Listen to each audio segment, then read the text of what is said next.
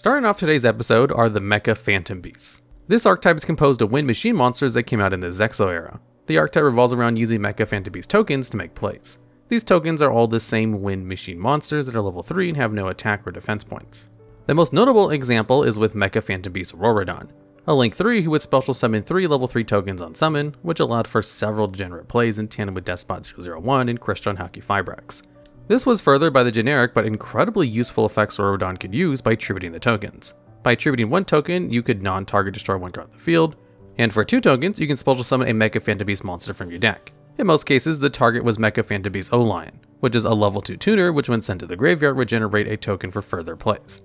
What's interesting about these cards is their names and designs. See, each of the Mecha Phantom Beasts is based on the type of aircraft as well as pilot sling. On top of that, the names of the monsters are based on 2 different types of animals. The low-level monsters, meaning those that are level 4 or lower, are named after animals, while the higher ones are based off of mythical creatures.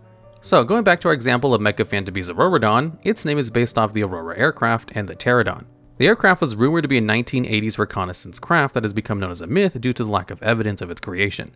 In terms of the other half of Auroradon's name, the Pteranodon is a species of flying reptiles with the largest wingspans. For simplicity's sake, just think of it like a pterodactyl. The design of Auroradon combines both aspects. Auroradon mimics the overall shape of the Aurora aircraft, but the wingspan and sleekness of the Pteranodon. So let's highlight some of the interesting combinations of members of the archetype, starting with the main deck monsters. First up is Mecha Phantom Beast Hamstrat. Judging by the card art alone, it's pretty easy to identify at least one half of the inspiration of Hamstrat, which would be a hamster. The other half of this level 3 wind machine monster is a Stratotanker aircraft, which is a craft designed for military aerial refueling, meaning it helps other aircrafts refuel while still flying. In terms of Yu-Gi-Oh effects, Hamstrat summons 2 Mecha Phantom Beast tokens when it's flipped face up. Then it increases its level by the total levels of all tokens you control. Lastly, by attributing a token, you can target 1 Mecha Phantom Beast that's in your graveyard and then special summon it. Next up is Mecha Phantom Beast Mega Raptor. This level 4 monster has a pretty tricky inspiration. See, you'll most likely guess that Mega Raptor's animal inspiration is a raptor, but that's not entirely true. Mecha Phantom Beast Mega Raptor is based off of the Raptor aircraft and the Mega Raptor dinosaur. The Mega Raptor is essentially a large-size raptor, while the Raptor aircraft is what most people think of when they think of a modern fighter jet, a single-seat, twin-engine stealth fighter aircraft. Mecha Phantom Beast Jaculislan is one of the few extra-deck monsters of the archetype. This level 9 single requires a Mecha Phantom Beast tuner plus a non-Mecha Phantom Beast monster as its materials, and you contribute Mecha Phantom Beast tokens and discard cards from your opponent's hand equal to the amount of tokens distributed for the effect. On top of that, if Jaculislan is destroyed by your opponent in any way, you can set any quick play spell directly from your deck. In terms of inspiration, Jaculislan is based on the Ruslan aircraft. This large craft designed in the 1980s is a giant cargo craft, and is one of the largest military transports in the Air Force worldwide. On the other hand of inspiration, the craft also draws its inspiration from the Jaculus, which is a Greek mythical serpent that's also known as the javelin snake due to only having 2 legs. And we even see this in the design of the Jaculislan with the long winding body and only 2 legs. The last of the archetype we'll go over this video is the only Xyz of the group, Mecha Phantom Beast Dracosac. This rank 7 monster requires any 2 level 7 monsters materials and has 2600 attack and 2200 defense. Once per turn, you can detach one of its materials in order to special summon 2 Mecha Phantom Beast tokens. Then, simply, you contribute any Mecha Phantom Beast monster to destroy a card on the field. Despite how simple this effect is, Dracosac actually saw a ton of competitive play throughout its lifespan. Now, the Draco and Dracosac hints at the first half of the combination of the monster, with it being a dragon, while the other half is the Cossack aircraft, which, like the Jaculislan, is a large cargo aircraft. Interesting enough, the Cossack is the older brother aircraft to the Ruslan, Jaculislan's inspiration, as it was meant to improve upon the design and hold more space than its predecessor. The next card on our list is Card of Sanctity, which in the anime can be referred to as the ultimate hand renewal card. This old school spell is pretty simple. By banishing all cards you control and all cards in your hand with a minimum of 1 from each source, you can draw until you have a whopping 2 cards in your hand. So, suffice to say, Kaiba was wrong. He clearly didn't know about the fabled Pot of Greed. Now, there are a few and far between scenarios where banishing all cards you control and in your hand to draw 2 cards is worth it. Even in the best case scenario where you only have 1 card in hand and 1 card in the field, you'll still be losing card advantage, regardless of how bad the original Card of Sanctity is. The anime and manga had a different effect to the card, which made the card significantly stronger. The anime/manga variant of Card of Sanctity allows each player to draw until they have 6 cards in their hand. Now, this effect puts it in contention for one of the best drawing cards, allowing you to go +5 in card advantage in the right scenario. However, if Yu-Gi-Oh was played with the anime rules and cards, things would be a lot different. Also, Card Sanctity is part of an archetype, believe it or not. The treasure cards are a series of spells and traps that allow a player to draw cards. And you might be wondering if any drawing cards is part of the archetype, as it's a somewhat generic effect to draw cards. So to answer that, no. The treasure cards all have a common theme in their artwork, and their Japanese names are all blank cards of blank. In terms of artwork, they typically feature treasures, feathers, or other Yu-Gi-Oh cards. But let's talk about the names before moving on. There's cards from different dimension, which has the effect that if it's removed from play, you can add it to your hand during your next standby phase. If a card with a different dimension is returned to your hand this way, both players draw 2 cards. Next up is Overflowing Treasure, which was a manga exclusive card from the 5Ds manga. This spell card allows you, for 1 turn, to increase the attack of 1 monster on your field by 500 points for every card in each player's hand. This could make some pretty unique OTKs like Sliver the Sky Dragon's attack boosting effect. Card of Reversal is pretty interesting and is a great definition of an old anime plot armor card. While you have no other cards in your hand or on the field, you can draw 1 card for each face-up card your opponent controls. So as previously mentioned, this is a plot armor card to help whoever is using it to conveniently draw the out. The last of the treasure cards that I want to highlight is a definition of a Desperate Times call for Desperate Measures card. Card of Desperation allows you to draw 3 cards from your deck. However, the payoff for such a draw? You need to send the rest of your deck to the graveyard.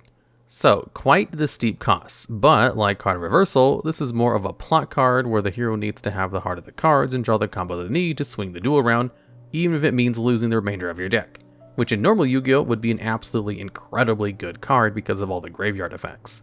Next up, we have a Floodgate trap card, Mind Drain. This continuous trap can be activated by paying 1,000 life points, and simply neither player can activate effects of monsters in the hand. Despite this simple effect of Mind Drain, there's a good chunk of lore related to the card. Mind Drain looks a lot like another infamous Floodgate, Skill Drain. This trap has the same activation requirement, and it negates the effects of all face-up monsters on the field. See, Mind Drain is actually part of a trio of Floodgates all revolving around the downfall of the Dark Ruler Hades. The other and final member is Soul Drain, whose Floodgate removes the ability for monsters in the grave or are banished to activate their effects. So, to summarize, Soul Drain removes a monster's effect while in the grave or banished, Skill Drain removes a monster's effect while on the field, and Mind Drain removes a monster's effect to activate in the hand. So, suffice to say, at the cost of 3,000 life points, no monster effects are going through, at least until your opponent draws a Harpy's Feather Duster. The card artwork is interesting as well, as it depicts the defeat of the revived King Hades. When he originally died, which we see in Skill Drain's artwork, Hades needed to be revived and have another shot at the throne of the underworld. But in order to do that, he needed to remove his soul so that he could come back, which is Soul Drain's artwork. But rather than his soul moving on, Hades' rival, the Dark King of the Abyss, stole it, much to the fear that we see in Mind Drain's artwork. Following the Floodgates are the original different dimension monsters. The original 3 monsters of the archetype were your average monsters, but one day they were transported to a different dimension.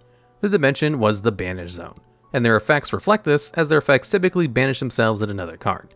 The archetype was never released all at once, as there are more just unique cards that Konami like to splash in here and there. So let's go through 3 of its members which are based on other cards. First, there's DD Survivor, a level 4 Dark Warrior monster with 1800 attack, and has the effect that during the end phase, if DD Survivor is banished while face up, you can special summon this card.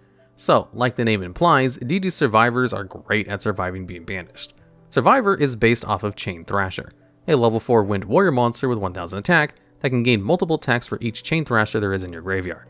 Next up is DD Trainer, who's a level 1 Dark Fiend normal monster with a surprising 2000 defense. This card is based off of the Coach Goblin card, and DD Trainer has a bit of a story attached to it. He was attacked by DD Crazy Beast, who dragged him to a different dimension when he was in the underworld coaching one of his students. But little did the beast know, he picked the wrong target. And what followed suit was what we see in the artwork of DD Trainer. Eventually, we get to see the DD Beast return Coach Goblin back to his original dimension in Premature Return. So at least he got a happy ending. Last up is DD Warrior Lady, who's probably the most well-known of the different dimension monsters, as her effect allowed her to be an absolute staple of early Yu-Gi-Oh! This level 4 Light Warrior monster with 1500 attack has the effect that after battle calculation, if a DD Warrior Lady battled an opponent's monster, you can banish both Warrior Lady and the monster who she attacked. Warrior Lady's effects allowed her to be a great out for hard to deal with beat sticks back in early Yu-Gi-Oh! The retrain of Warrior Lady of the Wasteland was a big hit back in the day, as her effect let her reset momentum swiftly, but sadly her time of the spotlight is over. Regardless, she played a pretty integral part of the early days of Yu-Gi-Oh! And that's no easy feat.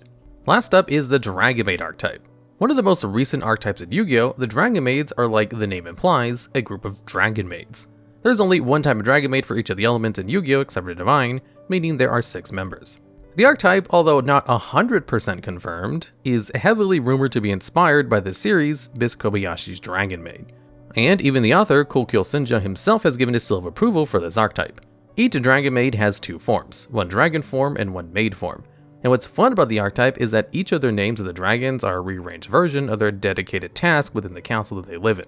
So let's go through each of the members briefly. The Dragon Maid deck focuses a lot on the battle phase, where the maids turn into their true dragon forms. The low-level maid forms have several effects to help gather important cards like Dragon Maid Changeover, the archetypal fusion card, or the trap card Dragon Maid Tidying. There is an archetypal effect that when the Dragon Maid enters a battle phase, it can swap out with another Dragon Maid in your hand or graveyard that's a specific level, and this works for both the maid and dragon version. The full dragon versions of the maids tend to have discard from the hand effects to help out other Dragon Maids, and they can't be destroyed by card effects while you control a fusion monster, and we'll get to that in just a bit. Starting with the Wind Dragon Maid, Parlor Dragon Maid.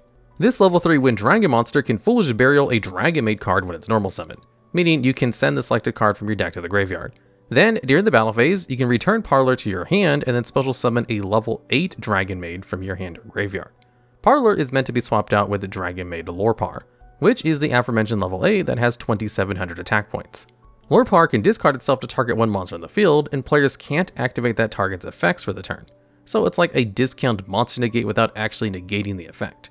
Parlor Dragon Maid is in charge of the parlors, which are like lounge rooms, which you can see in Parlor Dragon Maid's card art. Next up is the Water Dragon Maid, Laundry Dragon Maid, who is level 2 and on summon mills 3 cards from your deck on top of the archetypal battle phase effect.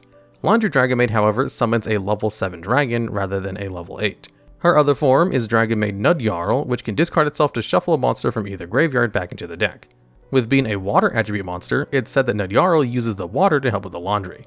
In terms of fire attribute, there's level 3 Kitchen Dragon Maid, who's in charge of the kitchen, keeping it clean and cooking for the others.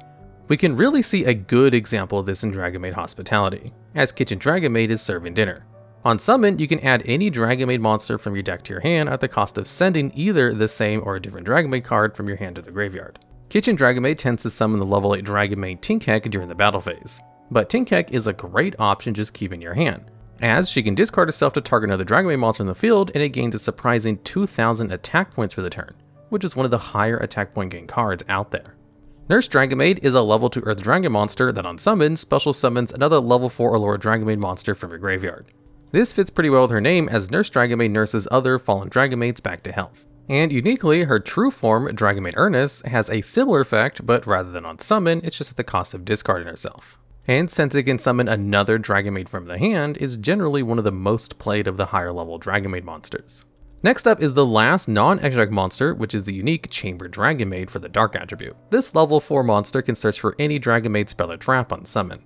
Chamber Dragon Maid also has a unique effect to special summon a level 7 or higher Dragon Maid from your hand or graveyard during the battle phase, where all the other normal Dragon Maids only special summon a specific level Dragon Maid monster. And also, what makes Chamber unique is that she doesn't have an alternate form, at least as of the moment of recording, which is why she can summon any of the big dragons with her battle phase effect. And last but not least is the Light attribute and Master of the House, House Dragon Maid. This fusion monster with 3000 attack points requires a Dragon Maid monster and any other Dragon monster's materials. This level 9 fusion has 2 effects that work incredibly well with the archetype. Once per turn, during the standby phase, you can target one other Dragon Maid monster you control and then special summon a Dragon Maid monster from your hand or graveyard defense position who is 1 level higher or 1 level lower than it. Then, the other effect is that when a face-up Dragon Maid monster you control is returned to the hand, except during the damage step, you can target one monster your opponent controls and destroy it. This works incredibly well with the archetypal effect of the Dragon Maids as they return themselves to the hand when changing forms. And if you've been following the trend of the Dragon Maids, House Dragon Maid has another form, Dragon Maid YGO.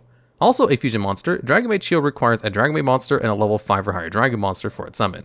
Then, similar to House Dragon Maid, during each standby phase you can special summon a level 9 or lower Dragon Maid monster from your hand or graveyard. Then, YGO has an Omni Negate, meaning whenever one activates a card or effect, you can negate and destroy that card. After negation, you return YGO to the extra deck and special summon House Dragon Maid once more. Now, it's pretty unique that Yu-Gi-Oh! Has drawn inspiration from such a unique source, and we can only hope there are more interesting cards coming soon. And that's it for this episode of The Unknown Side of Yu-Gi-Oh! Are there any more cards you'd like to see in this series? If so, let us know down in the comments below.